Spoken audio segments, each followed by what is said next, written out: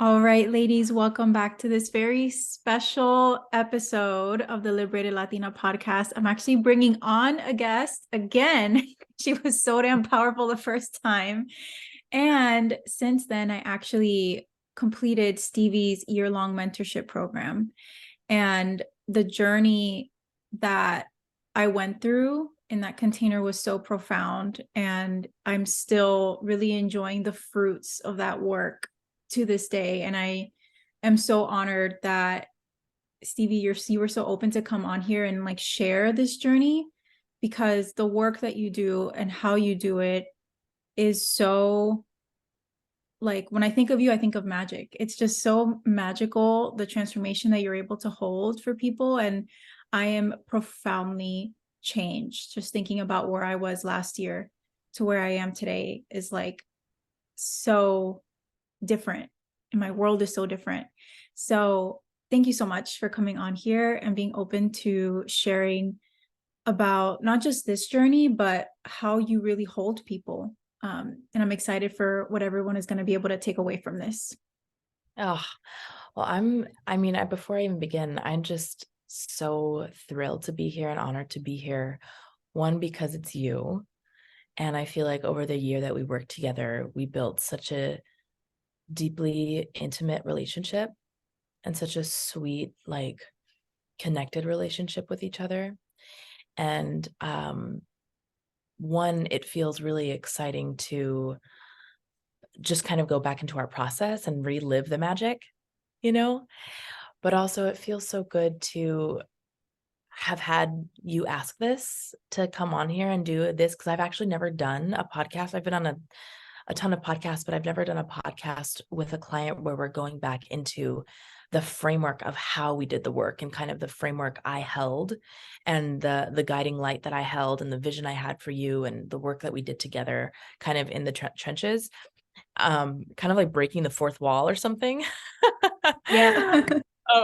So I feel really excited about just the format of this podcast. So I'm thrilled to be here.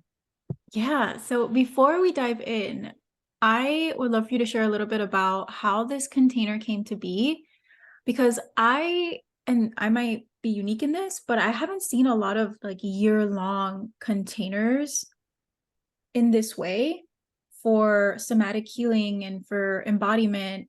So I'm really curious as to what was your intention in creating this container, and what were some of the pieces that you integrated as part of your own process, the coaching style that you developed over the years? Like, what went into the creation of this year-long mentorship program? Well, I actually just touched. Oh, I'm glad we are transitioning into that, because I actually just touched on it a moment ago, which is relationship. And the way that I hold my containers, the way that I hold my work is all about relationships. It's about your relationship with you, your relationship with your world, how you relate with your world, how you relate with the people in it, your work, etc. And then it's also deeply about the relationship between you and I. And the reason that is because what comes up between you and I oftentimes is very indicative of what is happening in your world. And so I find that the relationship between myself and the client, myself and the person that I'm supporting, is very important to go all in with, in a sense of being with you long term, being together long term, because the relationship that we build together is, we can, from there, we can work on, okay, what's your relationship with being supported? What's your relationship with being seen? What's your relationship with being held? What's your relationship with getting feedback? You know, what's your relationship with rupture, with repair?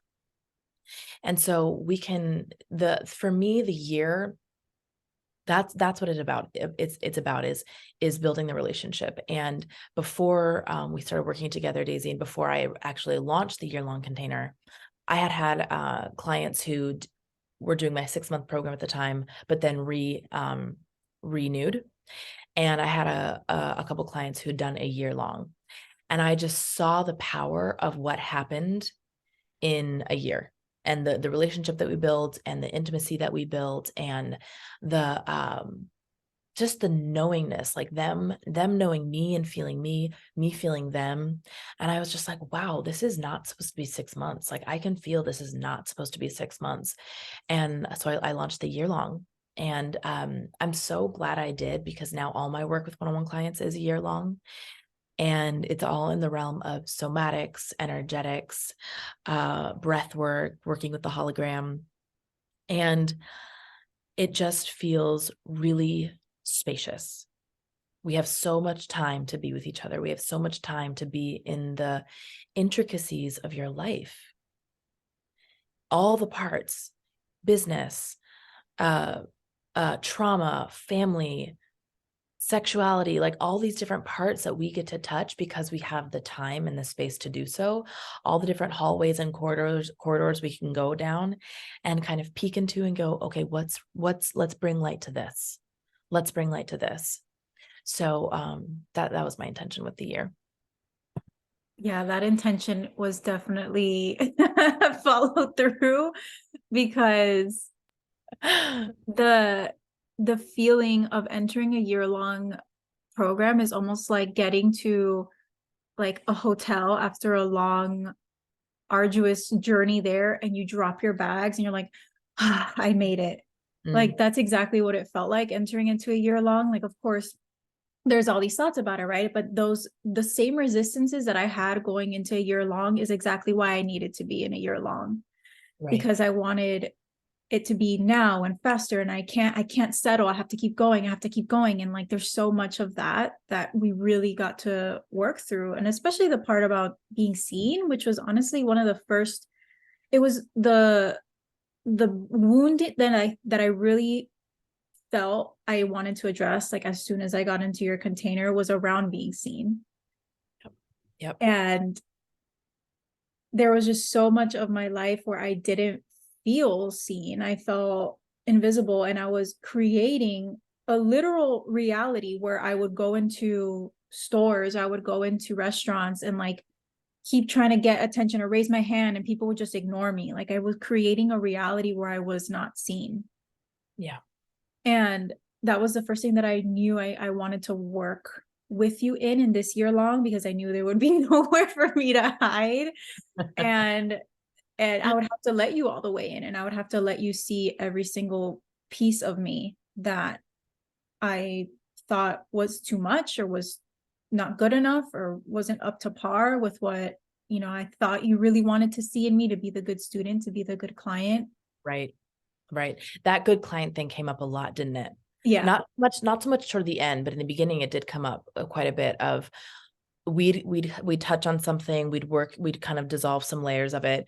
We'd come back, several weeks later or sometime later and be with that again.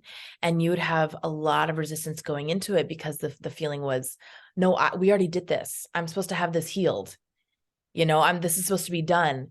And so my intention with just even that piece was, no, this needs space. This needs time. And I think the other, I just something that just came through.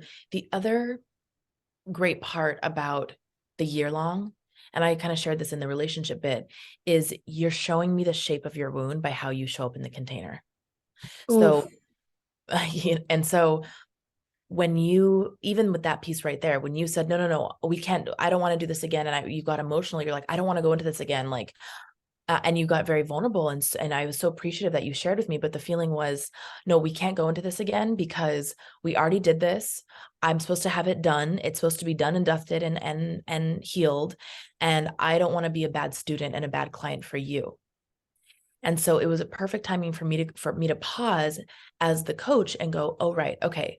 So she's showing me the shape of her wound here. She's showing me the part of her that says, I have to hurry up. I have to be good, whether it's good client, good student, good daughter, good person. And good means easy. Yes. Good means fast. Good means achieving, right? And so that in itself, it's not even just, and see here how we got to something else. Like we were working with at first, being seen, but in fact, we needed to first be with the part that feels like she has to have it all together all the time Right. to even be with the part that's scared of being seen. You know what I mean? So Right. that's what the power of the year long is we get the time and space for you to show me the shape of your wound by how you show up and what comes up between us. So Mm-hmm. I just wanted to mention that. And, the piece about being seen, it was astounding how smart your psyche was and how smart your hologram was of creating these instances where you were literally getting like ignored and bumped into. And I was like, oh, wow. But you saw it, you were like, it's crazy. Yeah. It's crazy. You were not unconscious to it. And so my first things first for me is I always want to be the reference. And that's a pretty big backbone of my work, is being the reference for the new story. So I wanted to help you see you and get seen by others. How are we going to do that? You have to feel what it's like to be seen by me. So my intention was our container, our relationship is going to be the place where that does not play out. Where you're not getting bumped into and ignored and missed. And that's not to say I'm perfect. That's not to say I don't miss a tune sometimes. That's not to say that I'm the perfect seer at every moment. It's not that, because we're all humans, and I'm as much as I'm a coach, I'm a human being, and I'm not going to get it right every single time.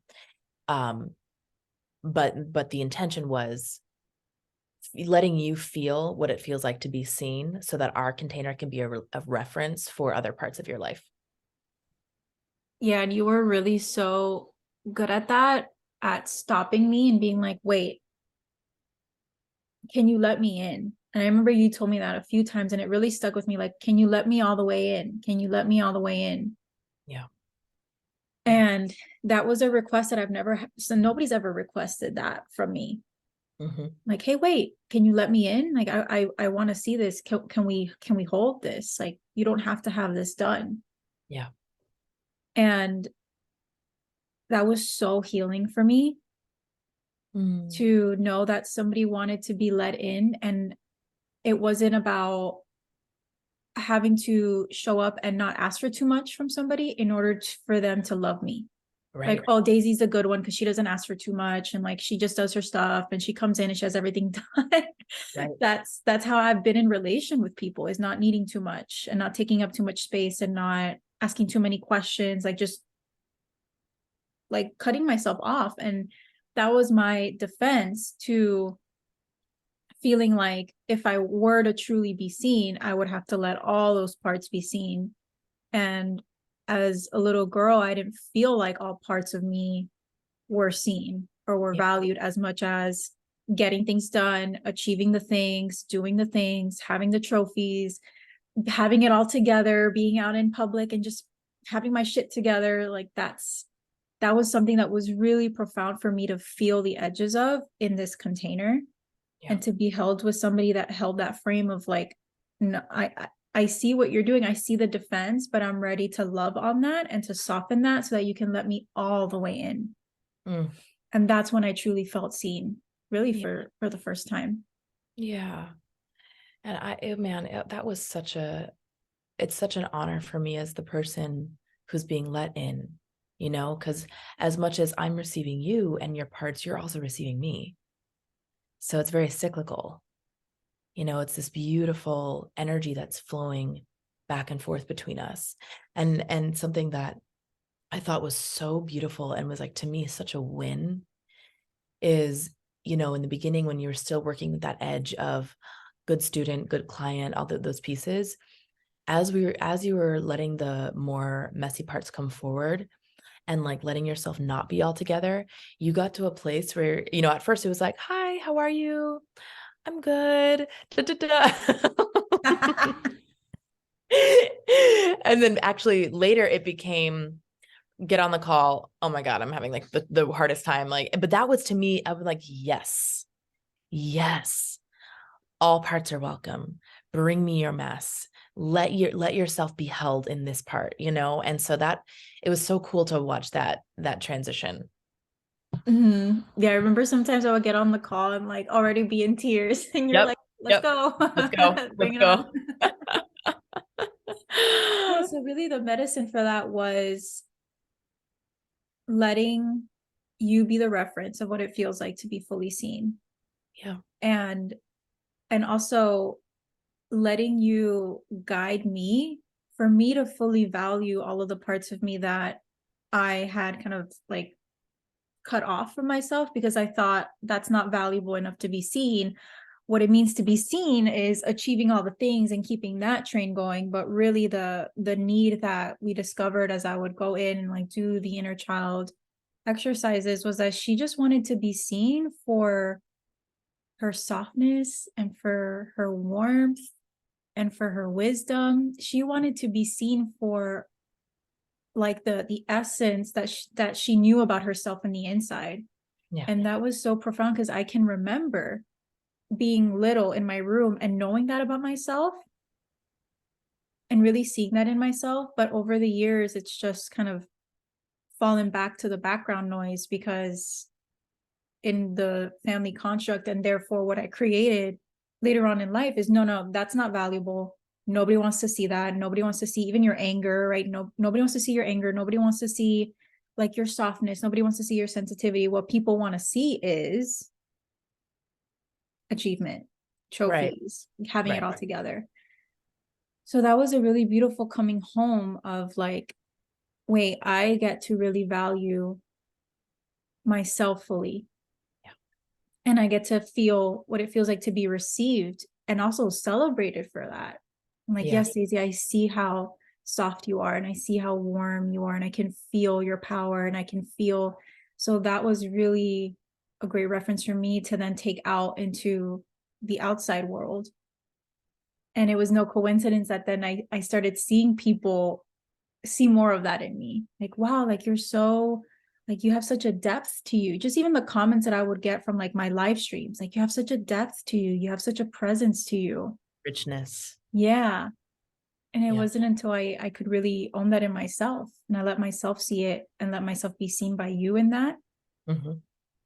Even my anger, having so much comfort and knowing how to feel that through for myself and also be seen in relationship of like, hey, this upset me. Yeah. And that was one of the big wins that we had together. Yes. I think too, even just welcoming it's orienting to the reference and the new story, but also I think we did a lot of work around welcoming the grief and the sadness of what it felt like to not be seen, and grieving that as your young self being seen for only the achievement. Mm-hmm. Yeah, there was a lot of grief and there was rage, Yeah. Yeah. which Lots. I had never felt before. I Yeah. never let myself feel that before. Yeah. Exactly. And that's an important piece that I would love for everyone that's listening to take with them too, is that it's if you're feeling through one of these wounds, like it's okay to also let yourself feel the grief, the anger, the sadness, the despair that's attached to this. Because I think the tendency is to say, no, I just want to feel the good part of the shift.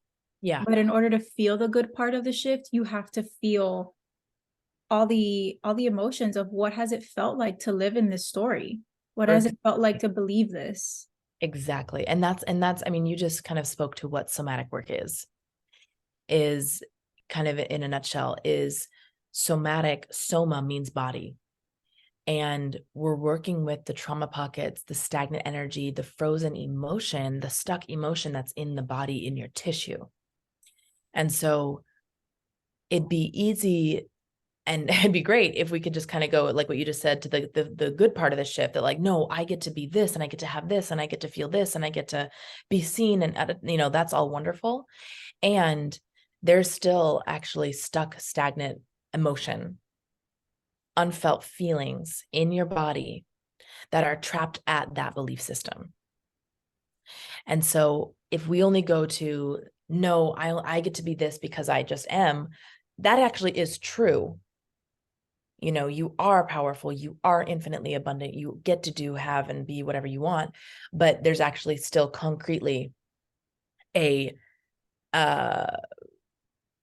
unfelt feelings that need to be felt through, so that, and here's how it works is those unfelt feelings, think about them like a knot of energy. And you have like all these little knots on your body of untapped emotion. And just like a necklace chain, when there's a knot in a necklace, there's less necklace. Our bodies are the same. When we have knots of unfelt feelings, trapped emotions, stuck energy in our body, there is less of us available, meaning there's less of our energy available because some of our energy is bound up in that knot. So there is less of us available for abundance, presence, joy, intimacy, connection, grounding, because we actually don't have access to all of us. So, and that's why, I mean, I hear a lot of times like, wait, I've done so much work around this. I've made the decision that I get to be, like whatever it is. And yet something doesn't quite stick. Something doesn't quite stick oftentimes. And that is my belief, is that it's because you're actually not feeling the yuck feelings, the unfelt feelings that would need to be felt in order to truly let go of this belief system that's living in your body. Mm-hmm. Mm-hmm. Yeah, and having the safe space to feel those feelings, especially if you haven't bumped up against those for, ever, Right. is crucial, because Yeah. it can feel like, am I going to drown in this, or am I going to be able to handle this Yeah. in the container of my body that has never felt this before? So having not only the tools and the processes, which I still swear by, but also having that presence and knowing that somebody's got you in that felt really safe for me to explore those feelings for the first time. Yeah. And just to know that our emotional body is our inner child. It's one and the same, and so to know that your inner child is not alone and it has accompaniment, that's profound. Mm-hmm. I just have to share before we go into the next wound that was like just changed my whole life. But before we get into that, I remember there was one session where it was like the zombie session. So for Yeah. reference, we call it the zombie session, but essentially we were in a somatic process, and I was tapping into literally a part of me that felt dead. Yeah. And I could like smell like this yucky dead running carcass smell. And it was like this black dungeon hole. And like all of this is just like what I'm experiencing as I'm moving this energy through in my body. And I remember there was a part of my process where my brain said, oh my God, this is too much. Like, she's probably like, what the fuck is this girl going through?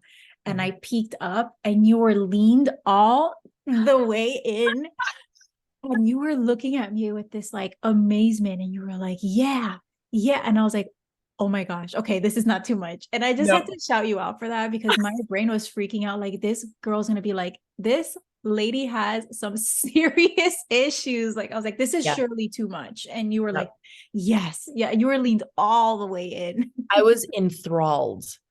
I was enthralled. I was having like, I mean, I was having, you were not having fun. I was having a ball.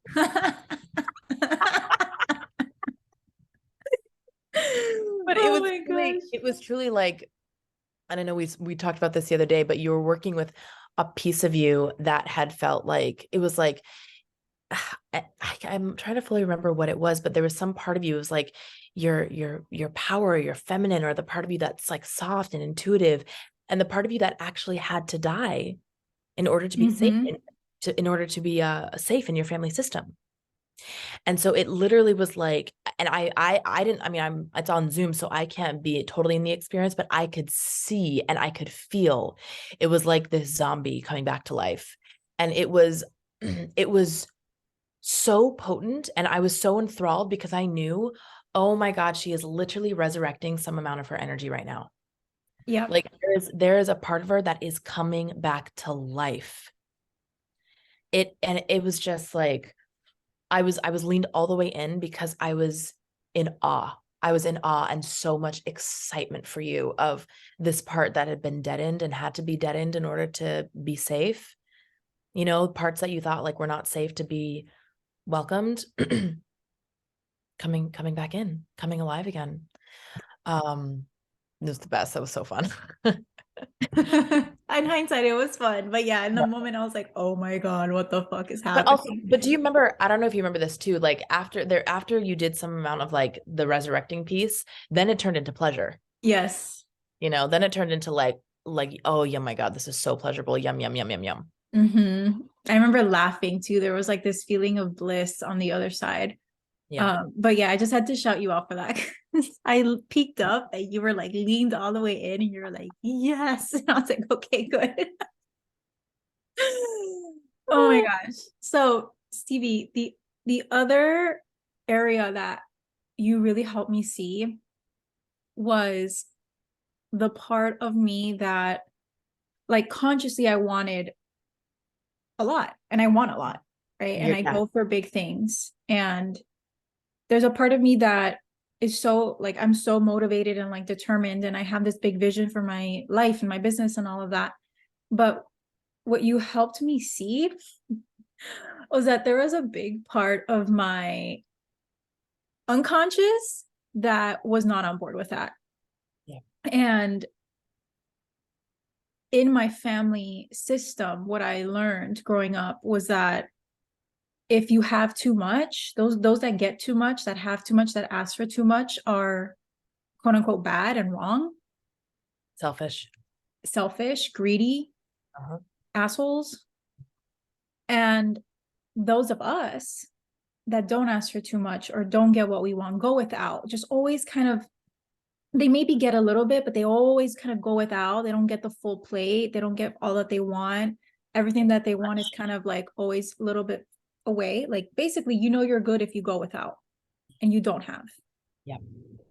And I remember you were like, well, this would make a lot of fucking sense because you can't, I remember you told me you can't become what you hate. And in Right. your family system, those that got too much or had too much or just wanted something and went out and got it, like that was bad.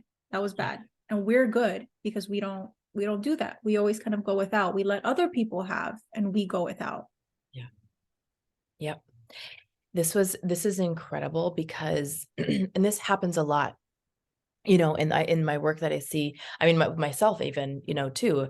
We do this where we say, and you would say like, I want a lot. I want lots of money. I want the big business. I want this. I want to move here. I want to live. Da, da, da. I want to go to Europe. I want to, you had all these beautiful desires. And yet it was like you were on you got one foot on the gas and one foot on the brake, and so like you're like running full speed, but then you're like digging your heels in the sand at the same time. And so some part of you, instead of going right to like, yeah, and like, yes, you get to have it. And yes, you da. We have to be with the part of you that's like, fuck no. No, if I actually get all that I want, I'm going to be a selfish asshole. I'm going to be like those greedy motherfuckers that just take and take and take, the takers. And that's who I cannot be. And you're right. Like we can't become what we hate. And so even though there's part of you that actually really wants it and really wanted all your desires to be, to have, to do all these beautiful things, you weren't going to let yourself have it. You weren't going to let yourself have it. So we had to be with the part of you that was that dynamic and that story that says, I know I'm good if I go without. Yeah. That was big. That was huge. Yeah. And even seeing how the people in my life that were triggering me the most were the physical representation of people that got what they wanted Easily. easily. Yeah. Oh, that was big too. That was a huge fuck no for you. Yeah. Because if everything that you did get was through like blood, sweat, and tears. Yeah. Yep. And so like not only do they get, but they get it fucking easily. How dare they? And so Yeah. we got to be with that a lot. And also seeing how when I'm in that situation, I would often oscillate between this like empowerment of, yeah, I know I want to go after this. I'm going to go after this after this. And then I would also go really deep into victim Mm-hmm. and martyrdom. Yeah. And be like, no, I am always just the one that is not going to get it, and it's not going to come to me easily, and other people get it and I don't, and that's just how I'm going to have to live in this life. Yep. And it You was gained so a lot of, stark. it was so stark, but it was also, you got a lot of power out of that martyrdom. Yeah. Right. So that's another piece, is you found a lot of power in your victimhood and martyrdom, which sounds counterintuitive, but actually, if you think about it, if you're like, I'm the one who doesn't get, nope, and I'm just gonna have to go without this lifetime, but at the same time, that's what makes you good, right? So there's still some power in that, even though it feels like shit. You were still getting power out of that. So we had to redefine power too. Mm-hmm. And redefine how I get love. Mhm. And it's so interesting because now I can see this and recognize this even in clients or people that I talk to, when there's this tendency to really go into victimhood, right? And it sounds crazy to see, okay, like what is the reward of me being in victim? Because it feels like shit. Yeah. But what I realized for me is that I would often get validation and love and attention and be celebrated when either I was on the mountaintop achieving, or when I went all the way deep into victimhood and I just shrunk and became like this, oh, I can't do it. And like struggling victim, I would get validation there too. Yeah. So you really helped me see, like, okay, what would it look like for you to have support and Yeah. to be loved and validated and celebrated when you are doing well and not struggling and getting what you want. And again, that's where the reference piece comes in, right? So the reference of me loving you and seeing you and caring for you when you're not achieving, right? When you're not feeling bad, Right. right? When it's also like that, I love you when you sleep in. I love you when you don't do anything. I love you when you feel good, when you're feeling great and really powerful. I love you when you're feeling bad, right? And the reference for all your parts are welcome. That I'm not going to Mm-hmm. just only give you attention and love when you're in victimhood and martyrdom. Yeah. And the one exercise or the one session that really solidified this for me and pretty much like really cemented this new Yeah. like belief and stature that I've been living life in ever since, was one where I was so basically the visual that I had, or what this felt like for me living in my life, was basically there was this overlord that was just keeping me in struggle and like dangling what I want over me and Won't let kind you of do just like well. looking down on me. Yeah. Won't let you do well. Won't let Yeah. you, makes it impossible to win. Mm-hmm. Mm-hmm. And he was the one that was really calling the shots and like not letting me rise. Yeah. And we went into an embodiment of this, and you were guiding me to really like stand up to him. And I didn't realize it, but you were like, you're in victim. You're going into victim. You were basically, yeah, I remember it so clearly. You were basically, you were kind of standing up to him, but you were going into, I remember like your chin started to drop and you kind of like were hunching your shoulders and you were like, it was like a little bit pouty, you got a little pouty. And instead of really standing up to him, it was kind of why are you doing this to me? Like, so keep going. That's exactly it. I went into like the pouty little girl that was just like having a tantrum, but not, it was like I wasn't looking at him eye to eye still. Or I wasn't looking down on him. I wasn't rising above him. I was still shrinking in his presence. And you were really guiding me to find my power with this. And my body just kept collapsing and kept collapsing, but I didn't realize it. Yeah. And you were like, you're going into victim. You're going into victim. And I looked up at myself in the screen. I was like, oh my God, I saw the embodiment of it. And I could Yeah. obviously feel how it felt like. But when I saw myself, that visual, I was like, oh my gosh, that's what it looks like. Yeah. That's the embodiment of this victim and martyr. Yeah. And you channeled this guidance for me to invite in my ancestors. Yeah. I still cry when I think about it because that was like wild bananas. Yeah. And my spinal column straightened with this Conviction, like conviction and power. knowing. Yeah. And I could feel like in my tissue, in my cells, this newfound sense of power, because it wasn't just my own. I And could I said, Daisy, speak Spanish to him. I was like that because I could feel you let your hair down and your spine got taller. And I knew, I was like, if she speaks Spanish, it's gonna be a whole nother level, you know? and I don't even remember what I was saying. I honestly, like, it was fully, I fully believe that they were really taking over and giving me that reference of what life can feel like Yeah. when I stand up and when I firm up and when I find my power and I live in that power. But that that exercise, like that somatic process, was everything and more, Yeah. because I felt the edges of the victim and pointing it out to me, like, girl, you're not fighting, you're shrinking. Right. And I could see what that is, and then inviting in this deeper foundation of, it's not just my own source of power. I have generations, I have a lineage of ancestors that are ready to support me in this, and I could feel that power come in. Yeah. It was I That is by far something that I still come back to, and I can still embody throughout the day of what that felt like. And the flow that I'm in right now in my business, in my relationship, in finances, like, I really do believe that was such a catalyst for that, because I can have what I want. And if I'm in my power, then that means that I don't have to struggle, and I can sleep in and still make my money and still make my impact. Like, life is just so much different and sweeter.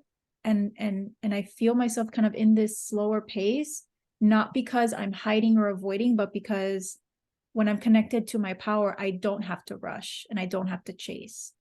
Yeah. Yeah. It's stunning.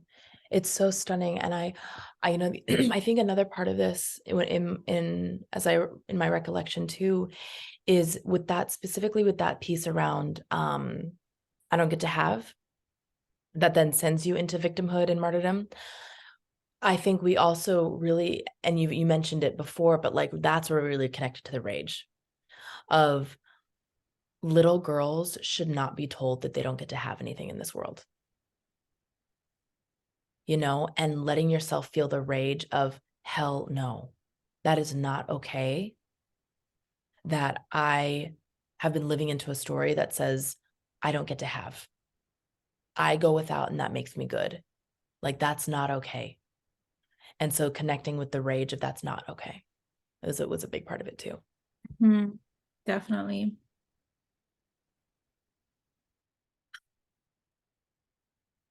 So much good stuff.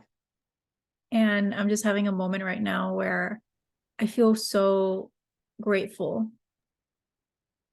for, like, every single flavor that we touched on over that year.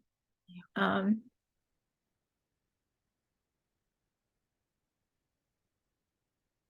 I don't think it's a coincidence that I felt the call to work with you with what I didn't know was going to be a really hard year. Yeah. And I mean, everything that I feel like everything that could have come up did. It was business, going through one of the hardest seasons in business that I've ever gone through. It was going through, conflict within my family. It was then going through a loss, and having your support throughout all of that, and being able to alchemize all of the feelings and all of the gunk that came from that, I think really made the difference. And I'm forever grateful. I am forever honored to have been with you in that year and to know you and it's such a gift for me to feel your trust.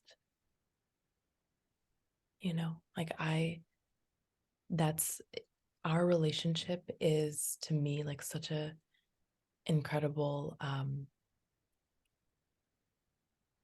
standard, of how I want to work with people and what it can feel like, and the ease. And not that the work is necessarily easy, or that the flavors we touch on, are really can be hard, but that your trust in me and our relationship and the intimacy and the love that we build between each other, like that's something that I take with me every day. Thank you. Yeah. Thank you so much. So any last reflections, things that you want to mention, even if it's about your work at large or something that you learned throughout the process? I don't know. Any last reflections before I ask for you to share where people can hit you up? um, you know, I think that I just have found in this work that love and acceptance are the most potent medicine, and clear mirroring. It's the most potent medicine. I have been so grateful to have it for myself in my mentors that see me so clearly and reflect me so fully, and see me deeply, and want the best for me and believe in me and reflect to me when I am in total defense mechanism, or in small self, or in belief system, negative belief system. And to have people who completely love and accept me for exactly who I am, while also holding the vision of where I'm going. I know the power of that. And so I receive that, and I take that from my life, from my people, and I give that to those I support, because I know the power of it. I know what love and acceptance and clear mirroring can do. So that's my intention in this work, is to love you fully, accept you fully exactly where you are, while also holding a vision for where I see us going and what you want. Seeing past the defenses, seeing past the ways that keep you small, seeing past all of that and seeing you as the soul. And when it's a relationship like ours, where you receive me so fully, that, like you said, like that's where the magic is.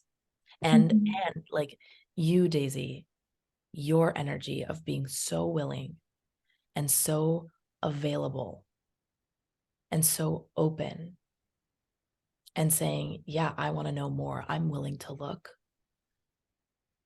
That, I mean, it's magic. It's magic. Thank you so much. You really, I mean, that's such it's a simple but quite profound nuance to space holding, right? Can we love and accept somebody so fully in where they are right now, while also reminding them and keeping the bigger vision of where they're going and what they can have, even when they don't see it for themselves or they don't think it's possible. Right. And that really was the dynamic with our relationship. And I do think that I have been so honored to have that for myself. And as space holders ourselves, it's so important for us to experience that, so then we can translate that into our coaching style, because to your point, that is the medicine. That is what people really need in order to flourish and grow. So It's where the rich soil, rich nutrients, yes. you're like, if we can have a foundation of rich soil, rich nutrients, then the seeds that we plant, and now you're seeing the fruits of them, right? Like you're actually the bloom of them. The seeds that we plant are planted in nutrients instead of like dry, cracked earth. Preach. Because it was some cracked, crunchy ass dirt before. Oh my gosh, I love it so much. Where can people find you? How can people work with you? All the things. I love you too. Come hang out with me on Instagram. I'm there. All my offerings are there. Stevie at Stevie L Wright _.